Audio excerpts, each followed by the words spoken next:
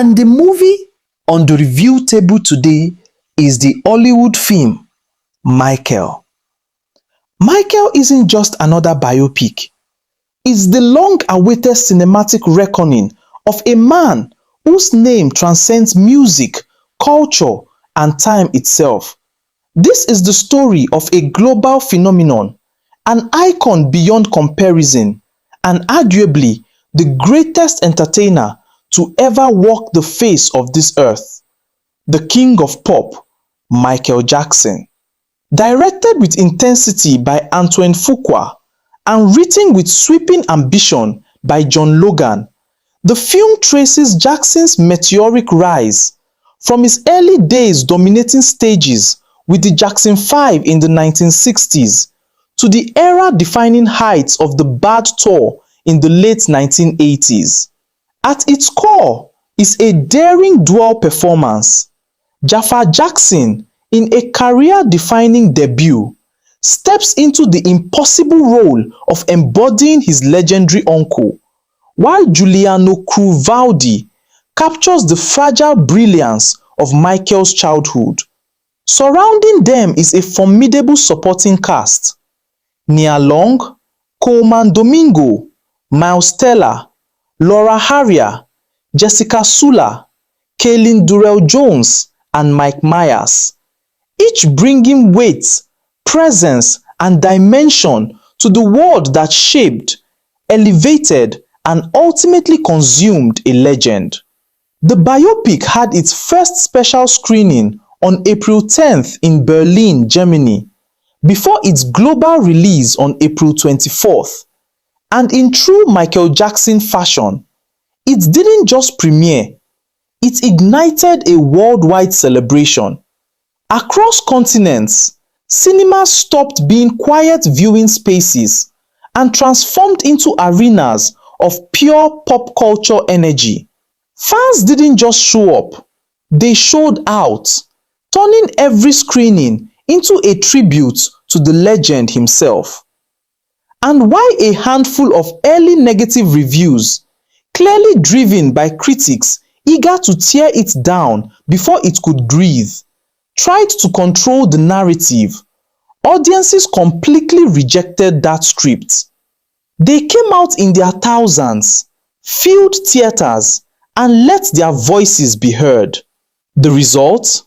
A surge of powerful positive reactions that didn't just counter the criticism, they buried it, proving once again that Michael Jackson's legacy is far too massive to be dictated by a few dissenting voices.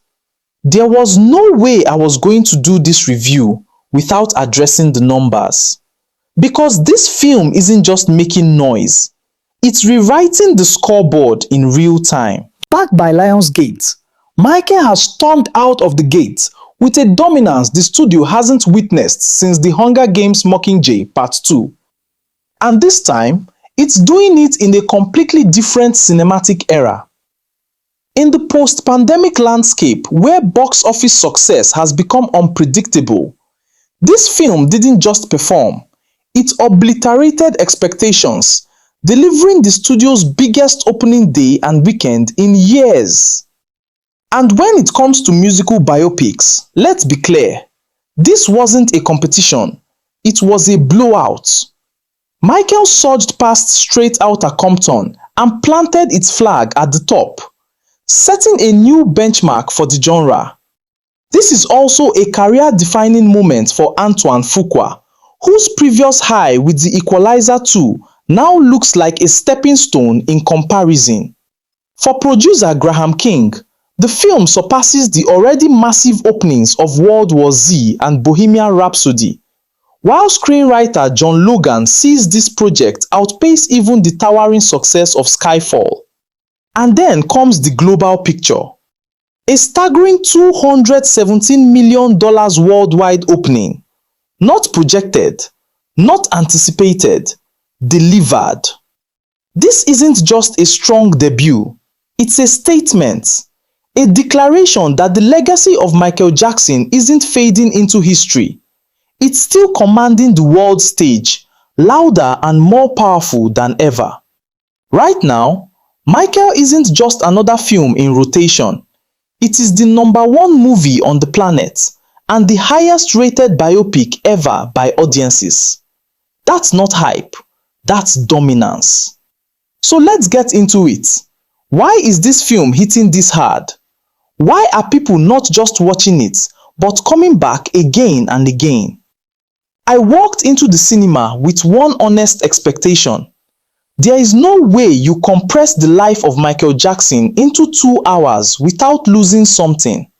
So I wasn't expecting perfection.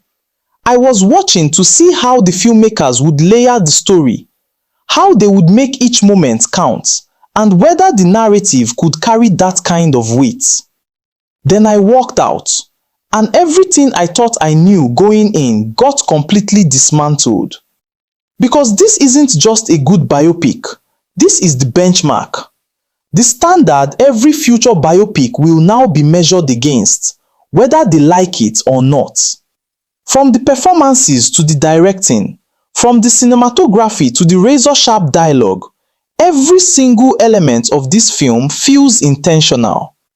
You can see the precision, the discipline, the obsessive attention to detail. Nothing feels accidental, nothing feels lazy. This is a film built with purpose. And let's be clear, there is no conversation about Michael without talking about the performances. Because the cast didn't just support this film, they carried it on their backs. Starting with Jafar Jackson. Casting him as Michael Jackson wasn't just a good decision, it was a master stroke. Jafar Jackson didn't just play Michael Jackson, he vanished into him. This wasn't acting, this was total embodiment. The voice, the movement, the presence, the almost supernatural aura. Every detail was executed with surgical precision. Watching him feels less like watching a performance and more like witnessing Michael Jackson live again, right in front of you. That's how deep he went. That's how far he pushed it. Then you have Coleman Domingo as Joe Jackson. And phenomenal almost feels like an understatement. His performance is layered, intimidating, and brutally honest. He doesn't soften Joe. He doesn't sanitize him. He leans fully into the complexity and the harshness, delivering a portrayal so intense you can practically feel the pressure, the fear, and the control that defined that household. Through his eyes, his tone, his presence, you don't just see Joe Jackson, you experience him. Nia Long, on the other hand, brings balance and soul. Her portrayal of Katherine Jackson is filled with grace, quiet strength, and emotional depth. She becomes the film's anchor, the calm within the storm, grounding the chaos around her with a performance that is both subtle and deeply powerful. But the performance that truly shook everything to its core came from Giuliano Cruz-Valdi as young Michael. This wasn't just impressive, it was unsettlingly real. It didn't feel like a child acting. It felt like something far more profound, like a resurrection of innocence, talent, and pain all at once. There are moments where the resemblance, the energy, the spirit are so accurate, it almost stops you in your tracks. For a split second, you forget you're watching a film. And that same truth circles back to Jafar Jackson. Because what both performances achieve goes beyond imitation. This is not mimicry. This is not tribute. This is transformation at the highest level. Before I close this review, let's address the noise. The naysayers and the wave of critics who rushed out negative takes the moment Michael hit the screen. Let's be brutally honest. A good number of those reviews don't feel like objective criticism. They feel like pre-written verdicts, shaped by long-standing bias against Michael Jackson and the same institutions that spent years tearing him down. Instead of engaging with the film, some critics came armed with narratives, not analysis, and it shows. Now, let's get something absolutely clear. Michael is a movie, not a documentary. A biopic is not designed to document every second of a person's life. That's not its function. If you want an exhaustive forensic breakdown of every event, go watch a documentary series. Cinema operates on time, structure, emotion, and storytelling discipline.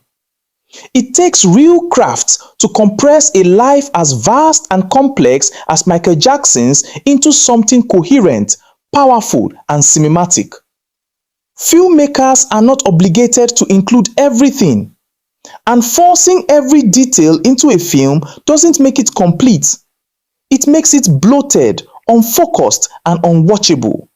This isn't a never-ending visual experiment like Avatar, where runtime can stretch for spectacle. A biopic lives and dies by focus, emotional weight, and narrative precision.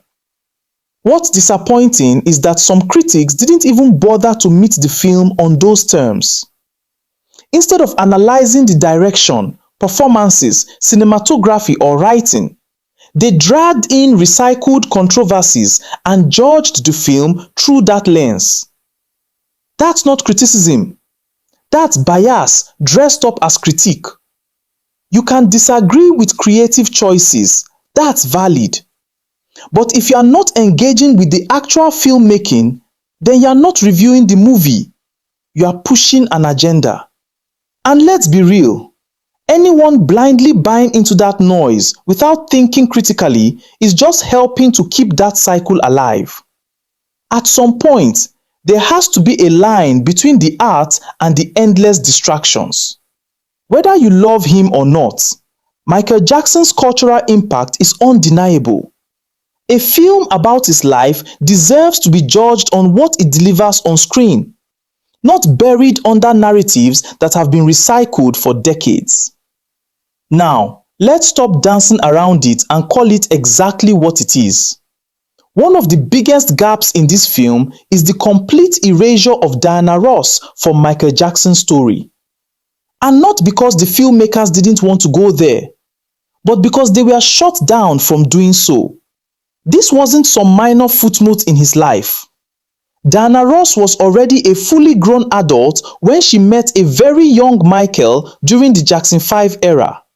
In fact, she was 14 years older than him, and there was a whole lot of grooming going on from her on young Michael then, which caused a whole lot of turmoil and heartbreak on Michael Jackson after his engagement to Diana was broken.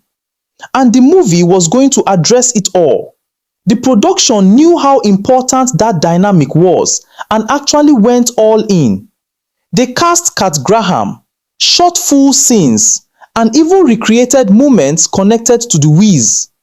They were ready to put everything on screen. Then it all got wiped.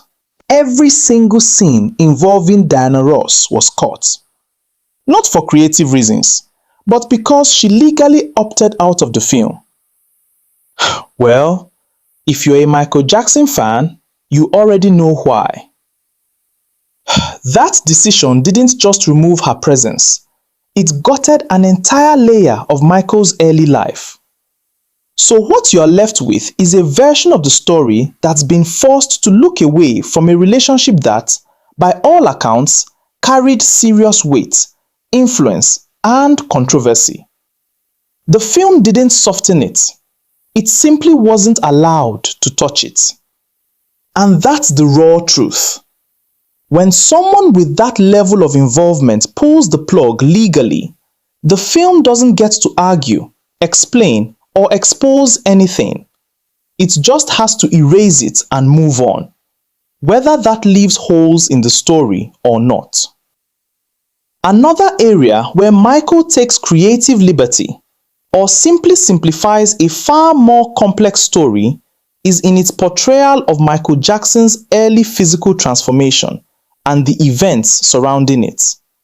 In the film, his first nose surgery is loosely framed as a symbolic decision inspired by imagery, specifically a Peter Pan reference. But that presentation strips away the deeper, more layered reality that has long surrounded that period of his life.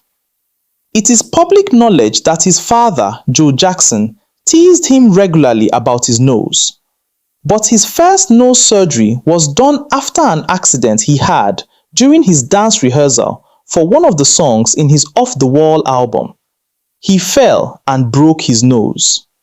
The film also compresses the transition between the Off the Wall era and the Thriller era in a way that feels overly clean. What it doesn't fully capture is the intensity of that turning point. After the success of Off the Wall, Michael entered a phase of frustration and determination following a relatively muted Grammy outcome in 1980.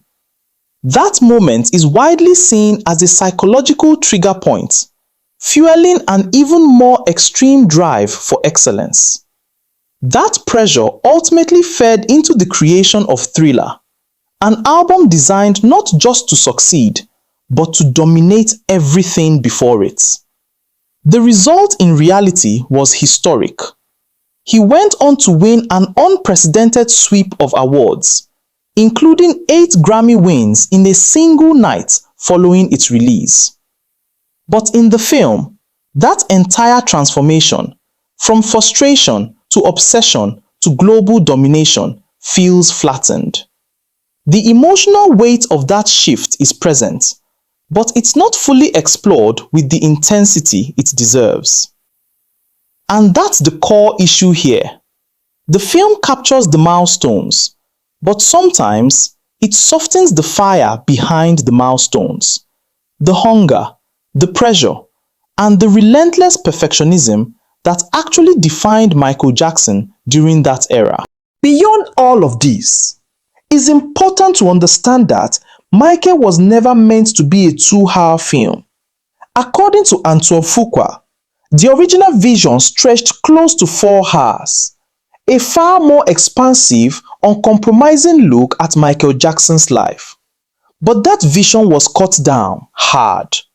Not for lack of material, not for lack of ambition, but because of legal constraints, including issues like the previously mentioned situation involving Diana Ross. Entire segments had to be removed, forcing the film into a tighter, more controlled narrative than originally intended. And here's the part that matters. The story isn't finished. A sequel is already in development, which makes one thing clear. What we've seen so far isn't the full picture. It's just the first chapter of a much bigger story that the filmmakers are still trying to tell. In summary, Michael doesn't just revisit a legacy. It carries the full weight of it and delivers it with force.